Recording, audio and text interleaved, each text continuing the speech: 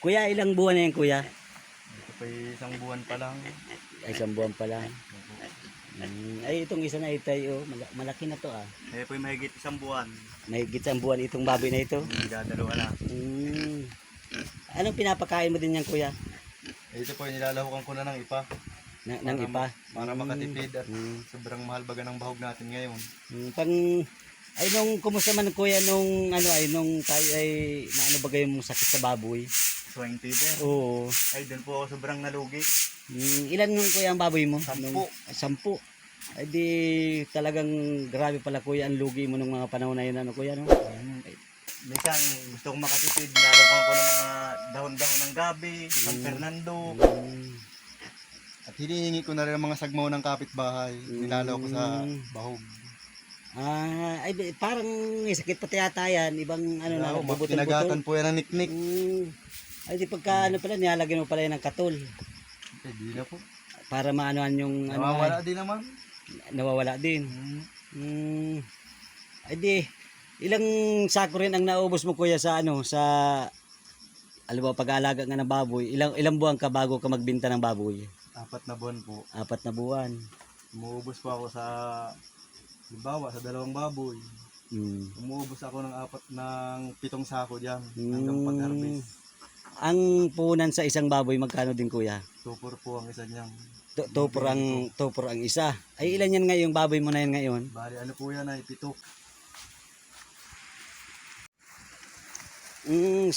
Ito pala. Hiwa-hiwalay din pala siya. Hiwa-hiwalay ko po. Ito, ibang buwan naman ito. Isang buwan pa lang ito kahapon. Hiwa-hiwalay pala ang ano, para sa bagay, yung may pinagpula-pula siya, para hindi siya mahawaan, ano, di ba, kuya, ano? Ay di. Medyo makinis itong 3 na ito. Oo. Ay di, ngayon, kuya, para malaman din ng ating mga viewers, ano ang masasabi mo rin, kuya, na tips para sila ay... Sa mga magbababoy, tips ko sa papangako na sa inyong tips para makatipid sa pagkain. Lahukan nyo ng mga gabi-gabi. Pag medyo malalaki na, pag isang buwan na mahigit, wag lang biik pa. Tulad ng San Fernando, ano, kuya, no? San Fernando, dahon ng gabi.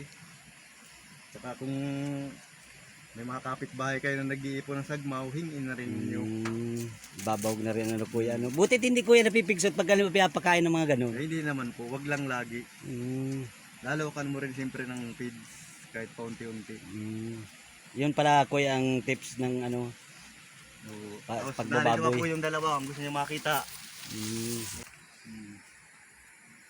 2. Ayan. Ang baboy ni kuya. Talagang malalaki na po yan. 1 buwan pala ang nga po pala yan, ay pero talagang malalaki na rin. Magaling-galing ka rin talaga, kuya, mag-alaga ng baboy. So, hindi mo po alagaan ay malulugi ka. Lalo na sa biik, sa mahalang biik ngayon. Ang mahal ng bahog.